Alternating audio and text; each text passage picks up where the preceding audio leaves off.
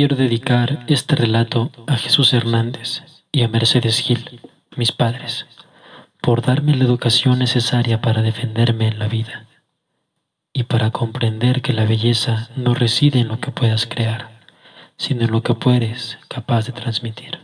Os quiero, Chus. Gaia, por Mago de Oz.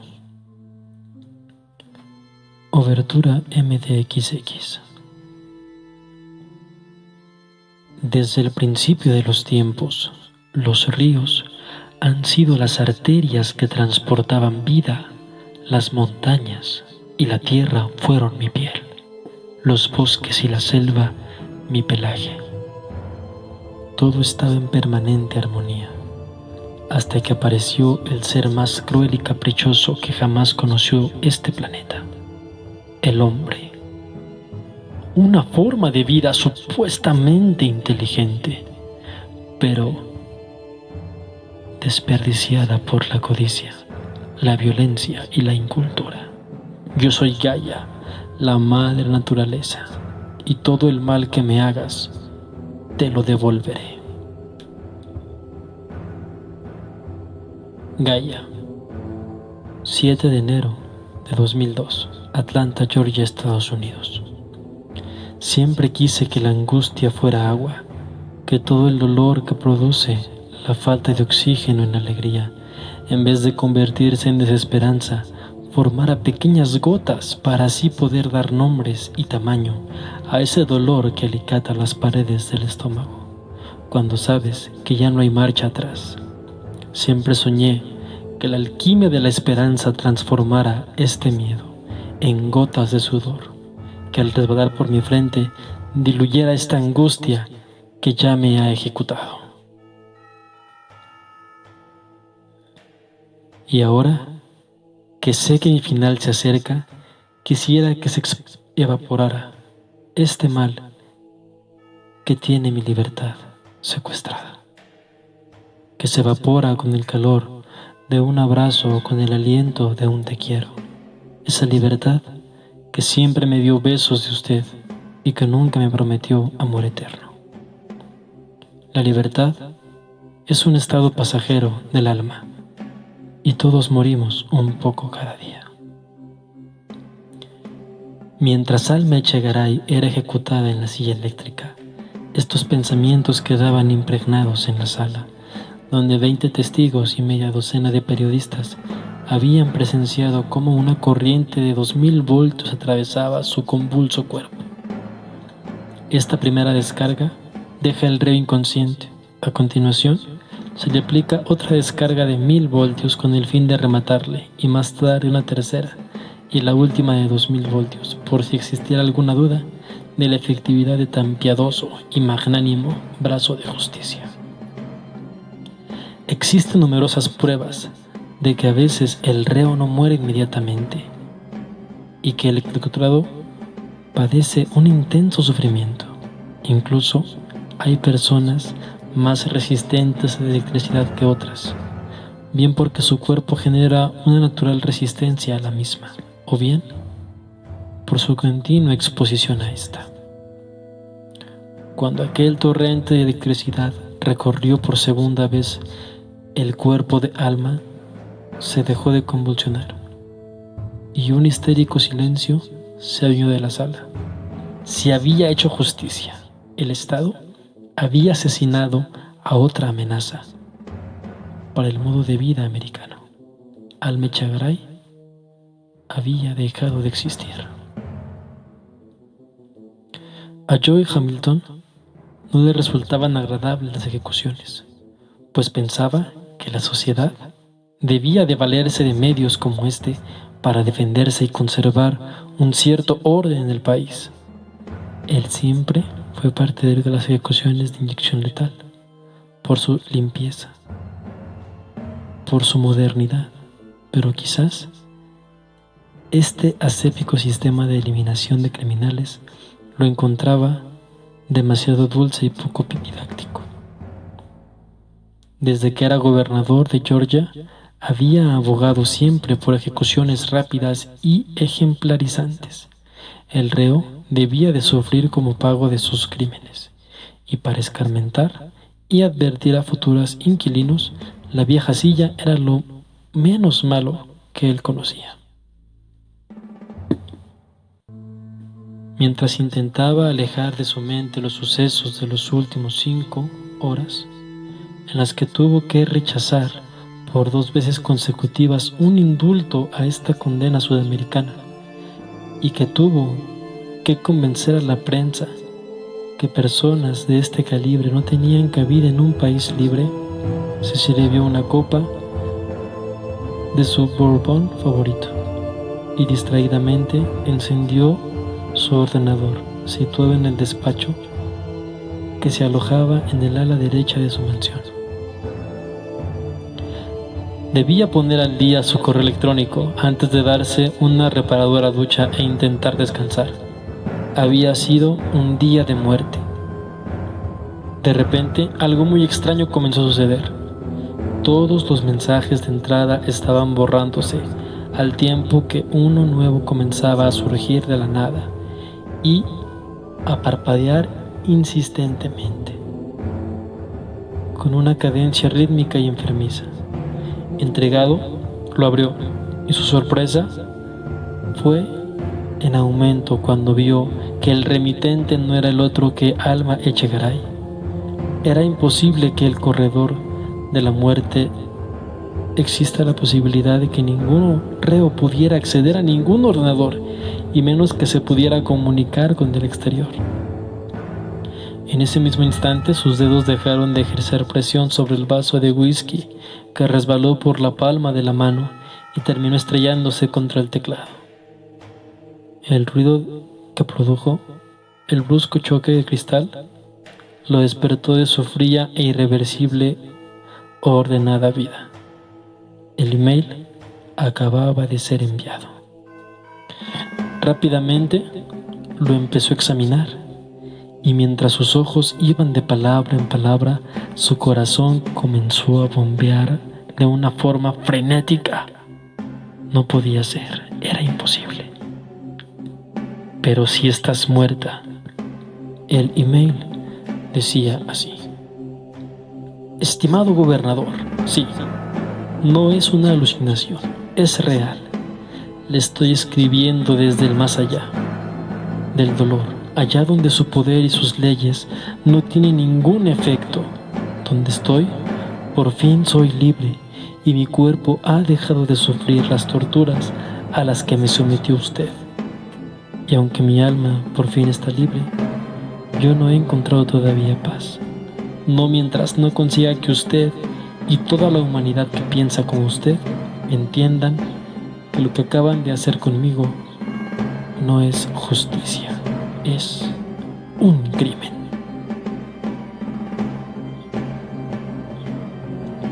Antes de que termine esta noche, usted será juzgado.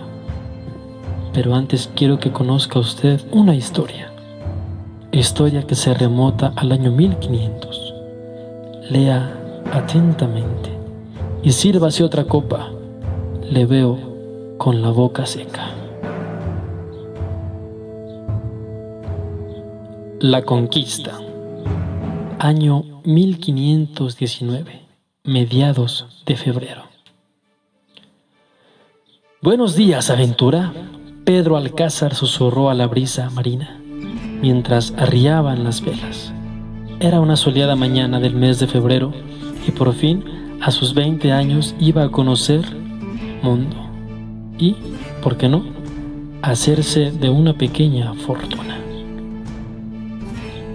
Como otros tantos hombres, 508 para ser exactos, Pedro de Alcázar formaba parte de la empresa que Cortés había financiado con su propio dinero para ir en busca de títulos de honor y del Dorado.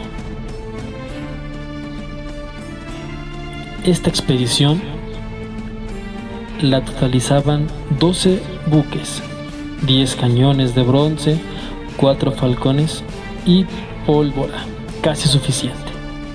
13 de sus hombres eran mosqueteros equipados con buenos arcabuces. Además, se había hecho con los servicios de más de una treintena de ballesteros, 16 caballos, era toda la fuerza animal de la que disponía este pequeño grupo de cazafortunas y aventureros españoles.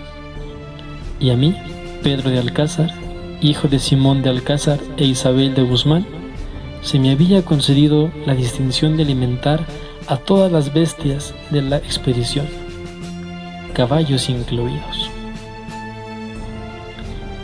En los días que siguieron, rodeamos la costa sur de Cuba para aprovisionarnos de más armas y otros diversos enseres.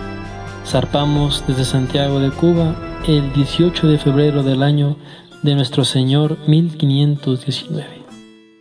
Aquellas semanas las pasamos sin más compañía que el crujir de las maderas del barco y del sonido del fuerte viento que, aparte de hinchar las velas del buque insignia, también inflaba y dirigía nuestros sueños de gloria.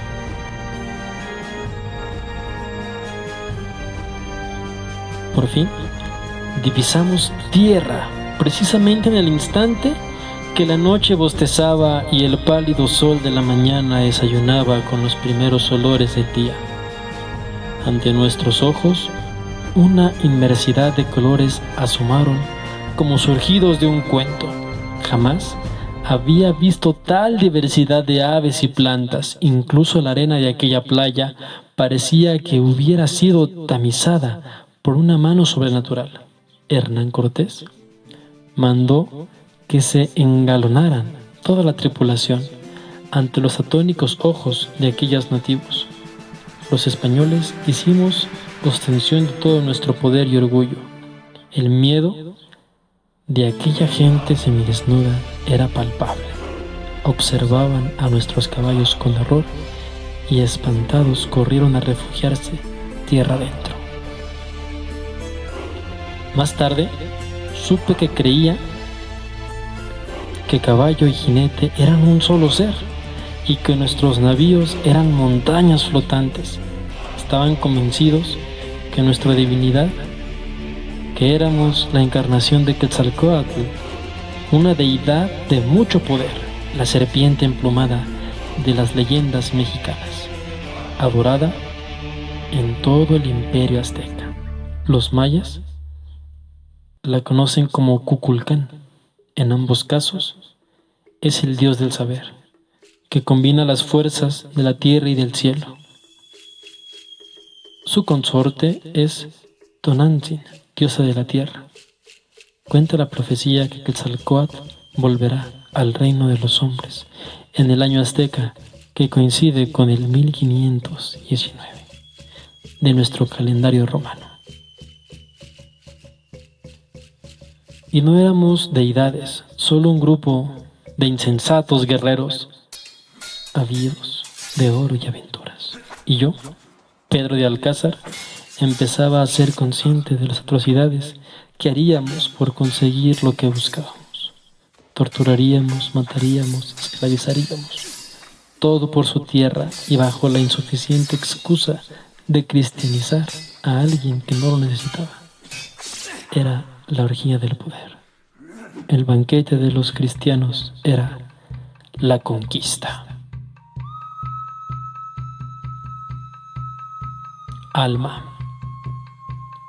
Asak, a sus 18 años, no alcanzaba a comprender que más allá de donde nace y muere el sol, existiera una raza tan poderosa como misteriosa.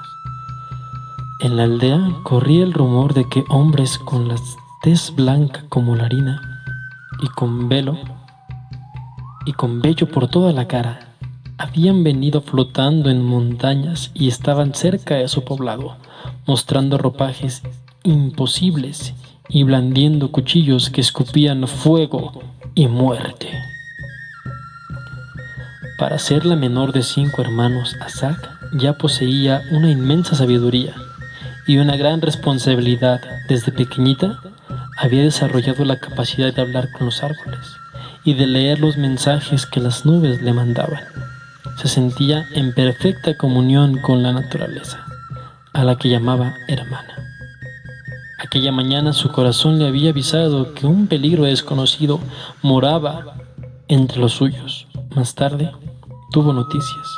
Aquellos seres con 2 cabezas y con patas de bestia, y de la intención de estos hacer prisioneros a toda hembra sana que estuviera en edad de procrear.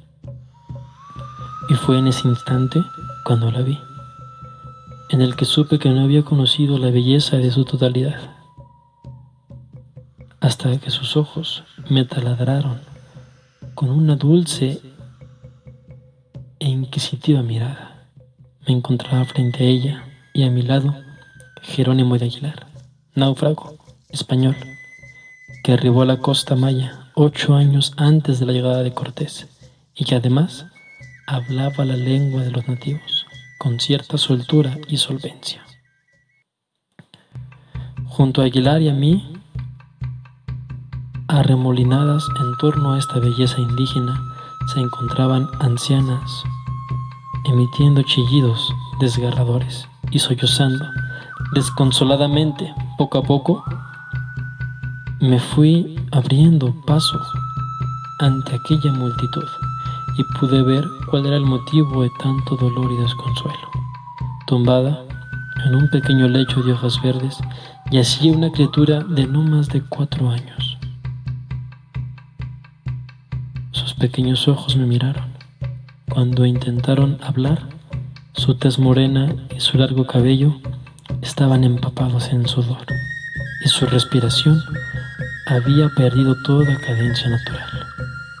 Con un movimiento rápido pero delicado, Asak levantó su cabeza y apaciguó un tanto su agonía, dándole a beber agua de su propia mano. Diles mi nombre, y que si en algo puedo servir, muy gustoso habré de hacerlo.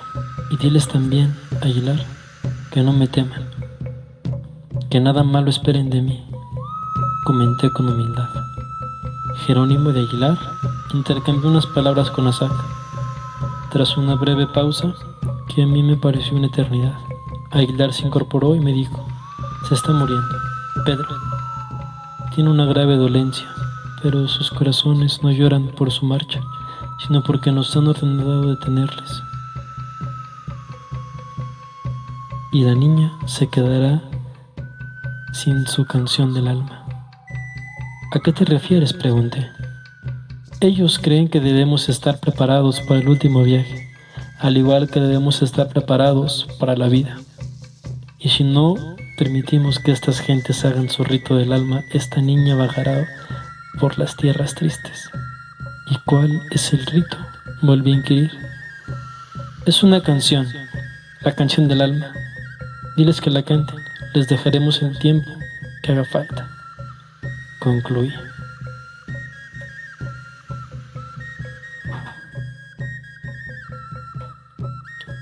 La costa del silencio. Pasaron muchas lunas y yo, cada vez que estaba más impregnado del magnetismo de aquella singular mujer, aun siendo cautiva, los españoles, no albergó nunca odio o rencor hacia nosotros, pero tampoco abrazó el cristianismo como hicieron otras.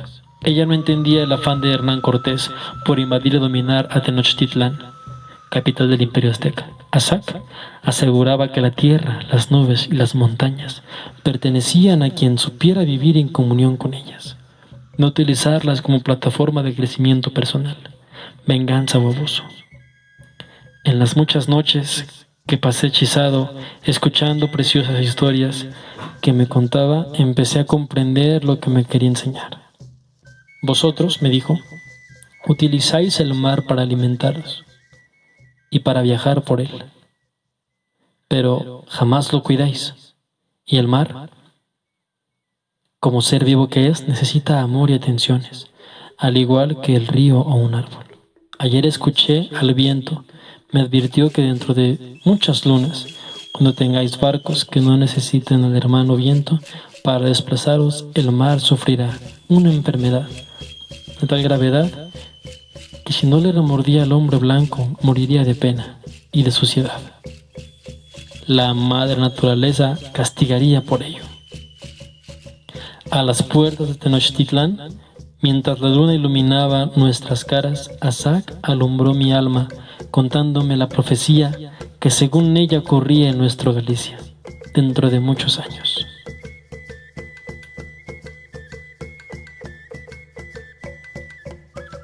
El árbol de la noche triste.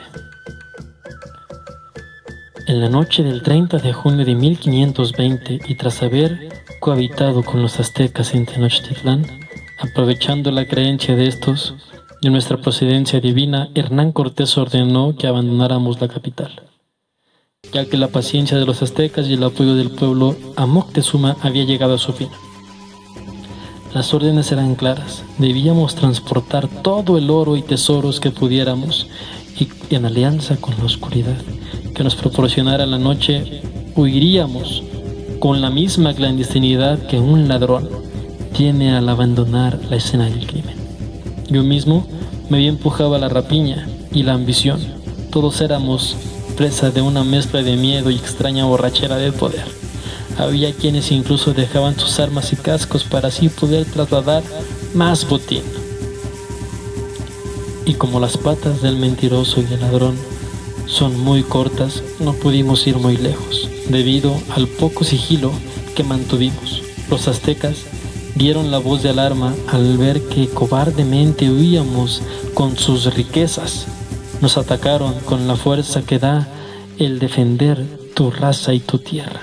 Los caballos se hundían en el agua, fruto de tanto sobrepeso, y muchos de mis compañeros parecían ahogados por el mismo motivo. Fue una matanza. Cortés resultó herido, y las bajas fueron cuantiosas.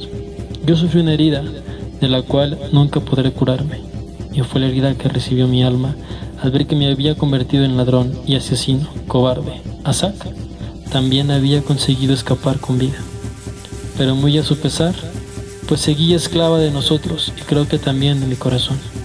Entre ella y yo había surgido algo más fuerte que el odio, o la ambición, el amor. Me armé de valor, y provocando que Cortés tomara el aliento, al pie de un árbol me decidí a hacerle saber mi punto de vista sobre aquella tan poco honrosa forma de proceder. Mi sorpresa fue descubrir a Hernán Cortés llorando ante ese árbol. Fue una noche de tristeza. Fue la noche triste.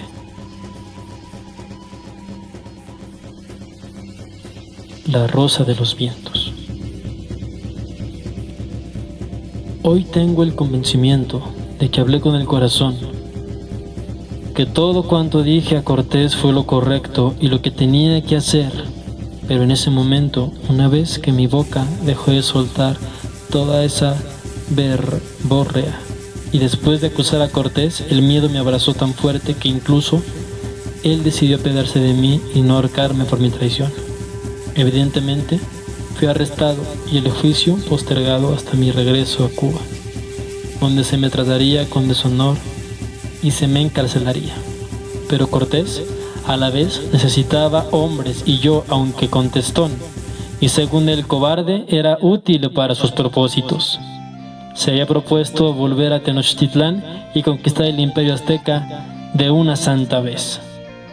Como siempre, mi bella Azac me dio consuelo y aseguró que en la vida hay que regirse por principios tan simples como estos.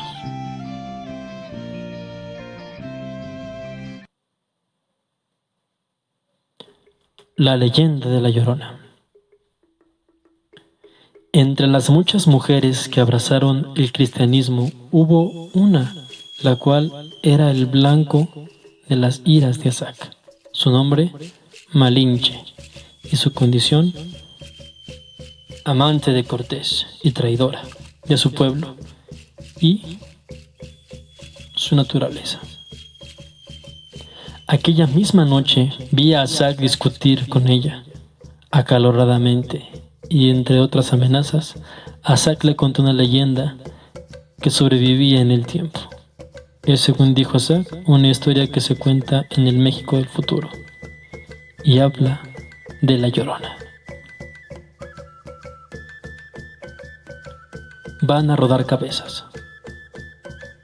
Con 400 españoles y apoyados por los tlaxcaltecas, Cortés decidió el aseo de Tenochtitlán, y así, durante 80 días y 80 noches, los aztecas vieron cómo su resistencia disminuía a causa del hambre y de un arma con la que ningún bando contaba: los virus. En efecto, sin proponérselo, Cortés había traído enfermedades comunes en Europa, que sin embargo resultaban mortales para los aztecas. Una simple gripe diezmaba las fuerzas e incluso mataba a cientos de aztecas. Miles de ellos perecieron, pero antes de que Tenochtitlán fuera finalmente conquistada, Azac lanzó este grito de rabia e impotencia al ver destruida tanta belleza.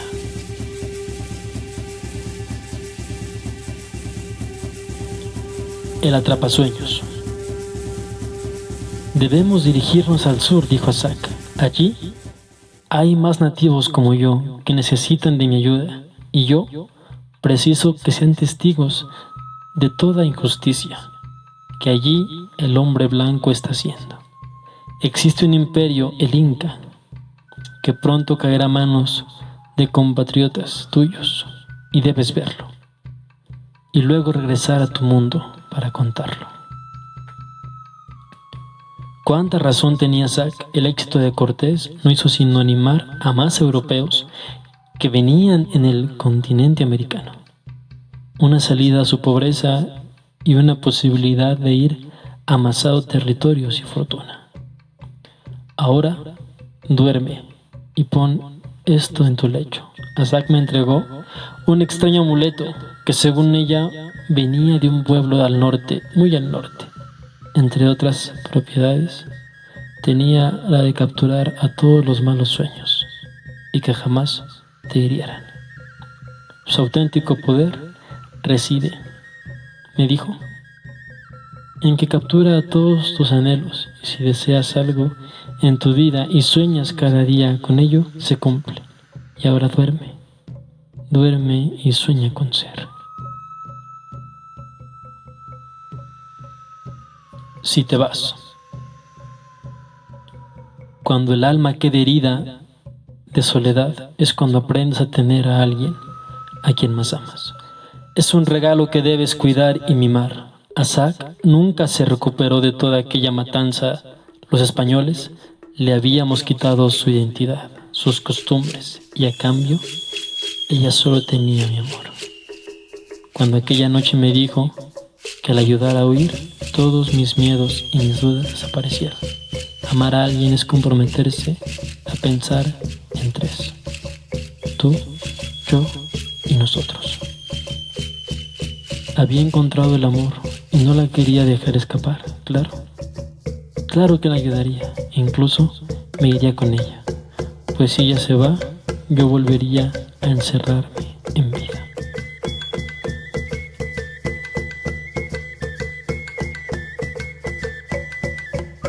La venganza de Gaia. 8 de enero del 2002, Atlanta, Georgia. Todavía mantenía la mirada fija en el monitor de su ordenador cuando Joy Hamilton terminó de leer la última línea. Él ya sabía la historia de los españoles, de Moctezuma y todo eso. Además, ¿en qué me atañe todo esto a mí?, pensó más bien. Le parecía el típico relato anticolonizador que muchos activistas de Estados Unidos utilizan para luchar contra intereses comerciales norteamericanos en México. Era muy tarde y estaba agotado. Alguien le había gastado una broma pesada y de muy mal gusto, haciéndose pasar por esa infeliz a la que habían ejecutado. Terminó su copa y decidió dormir. Tenía la boca seca y no había conseguido descansar.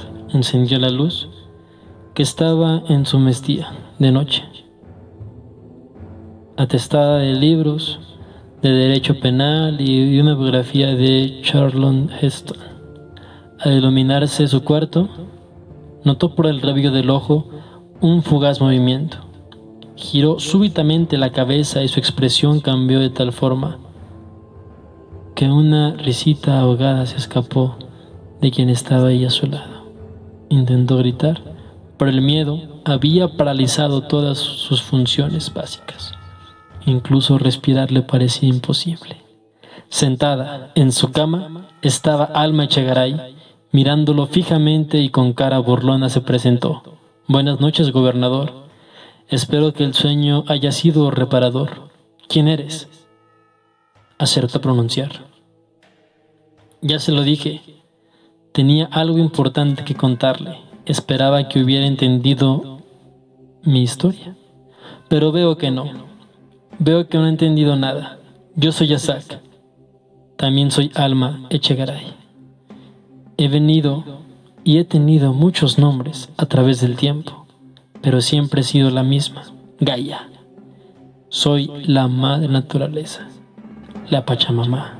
Soy el sol, la luna y todo lo que hace que este planeta viva. Y si le conté esa historia era simplemente para que viera que los verdaderos americanos no son ustedes, sino todos esos pueblos que fueron colonizados, y también que comprendiera que ejecutar a alguien va en contra de la naturaleza. Y yo soy la naturaleza, y este es tu juicio.